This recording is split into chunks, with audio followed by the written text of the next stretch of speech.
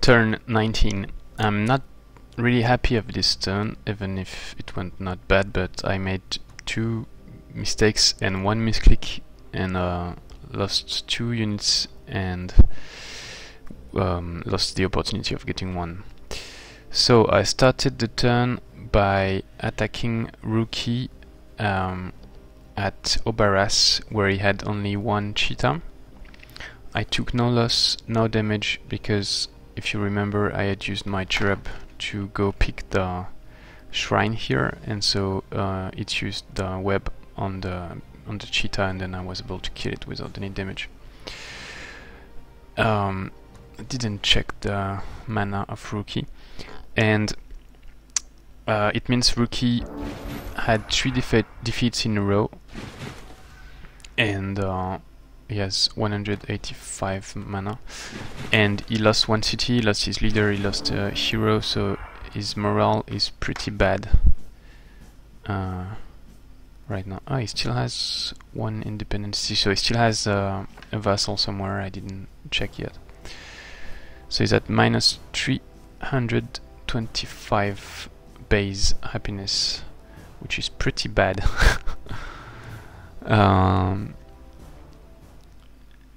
And so yeah, I took the city, I cast a Cherub on it, and went to check his throne, which was likely to be northwest because I started southeast.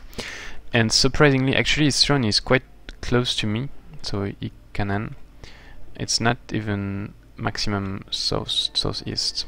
You see, you can, yes, there is still there is still some space here. The bad thing is we've got some roaming independents here, and I'm concerned they might attack me and kill my units and take back the city. And conversely, I could launch an attack on him, and he has only this cheetah with bad morale, and if I won, that would be the end of the game. But if I lose, I've got 1 Cherub less. So what would you have done if you were me? You can post in the comments. And I've got Mark of the Heretic, which I could cast on the cheetah to increase my damage, but I believe I would lose that battle because Cherub has less HP, less defense, and the cheetah has 40% spirit protection, so and pounce, so I think it's not really possible to win that fight. So I'm going to retreat here, I think. And his leader is coming back next turn, so that's the only window of opportunity I have to attack, because next turn won't be that easy, and my Fey cannot reach. So then, so that was a good part. And yeah, so something I wanted to say about this is I used something to decrease my mana to be at 20, and that's important for 2 reasons. So one, to do that, I changed the production at my throne. It was a Martyr for 15 mana, so that was at 25, and I put a Crusader for 20, and then I was at 20. So it's important because it means my leader cannot cast Smith on his cheetah, and that way I prevent any wasting of mana on capturing the city. And the issue is I forgot to remove it after the fight, so I was still with the Crusader and not the Martyr. So when I did that second fight, I paid the price of this mistake. So the second fight was the Ancient Ruins, and actually that's not the hardest defender set, so I could have done it, I think, without loss. So I did it first and retreated and used the Absorb Pain, on the Crusader and the Civic Guard to farm 2 experience points for 2 of my Martyrs, and then retreated, and then I did it second time. So I was using guerrilla tactics for the first fight, and second time, and here so I didn't have the casting point, the mana, sorry, for Smith, and I really lacked it, because if I had it, I could have maybe killed an ogre or something and take less damage. So that was the first mistake, and second mistake was I was a bit greedy. I wanted to kill the spirit baby on the first turn because I was concerned she could web touch one of my units and then I would be in trouble.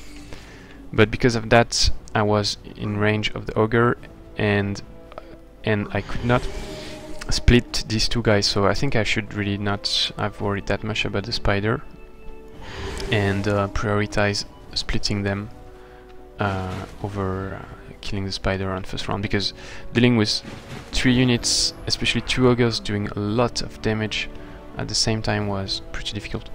Something I didn't take into account was the mass curse. I was expecting my Crusader to take less damage, but with only 24 defense instead of probably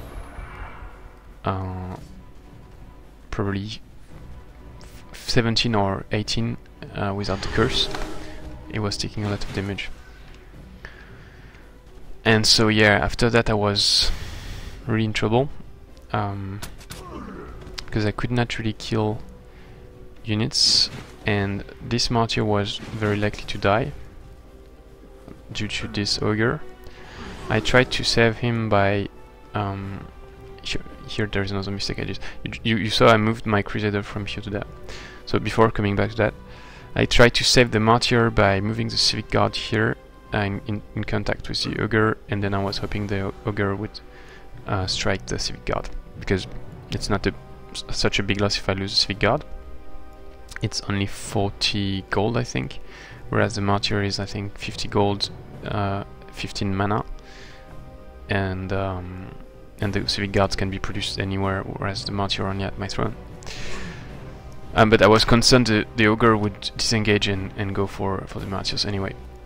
And then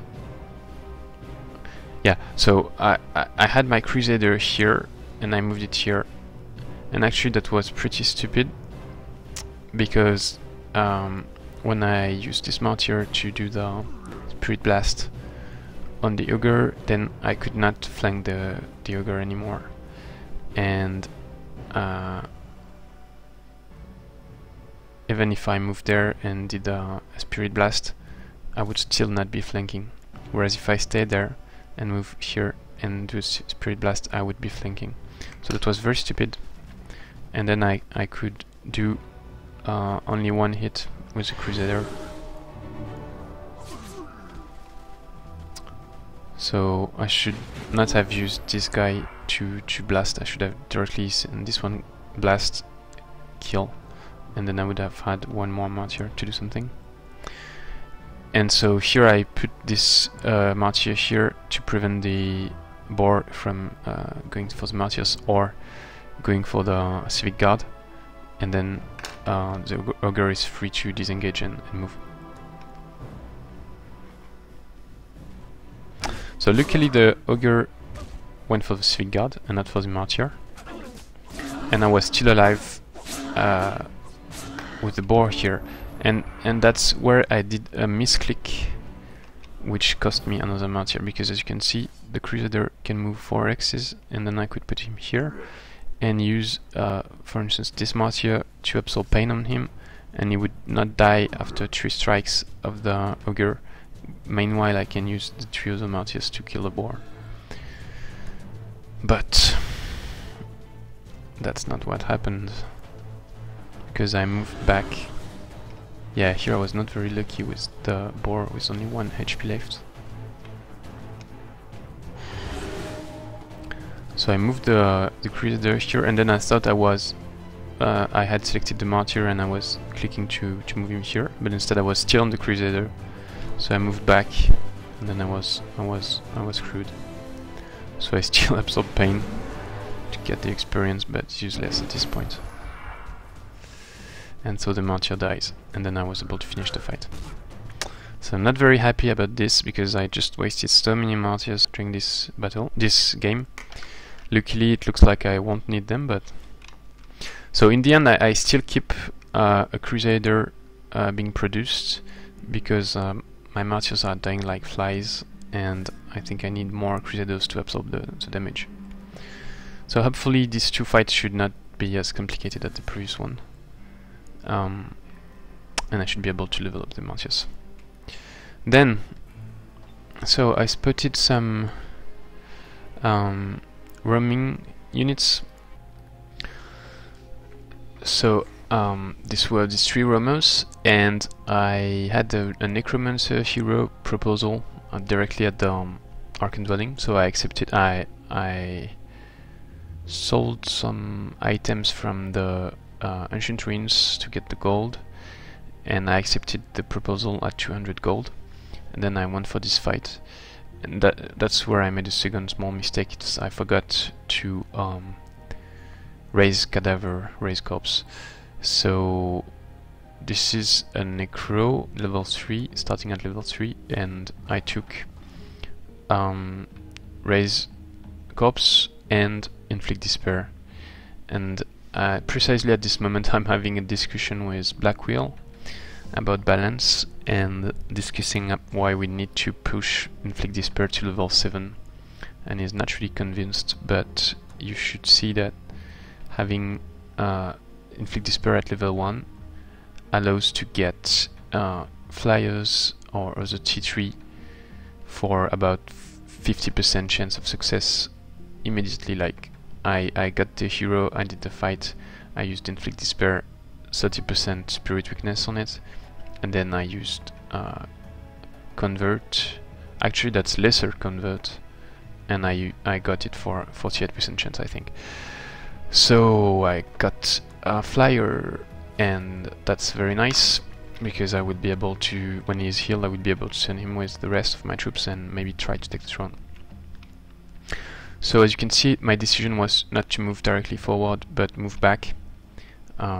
For 3 reasons. One was for actually get some experience, kill the roamers to prevent them from doing some surprise attacks on my troops. Third was get the Yeti with me, because the Yeti was behind and he moved full movement here, and you can see now he's the rest of my troops. And the fourth was to get some gold by clearing the item stack. That was an item stack here, and I sold the items because they were not very good and I needed the gold. So now in terms of production, I'm so releasing the city there, but I guess I don't know, we will see, but I guess I won't be able to do that.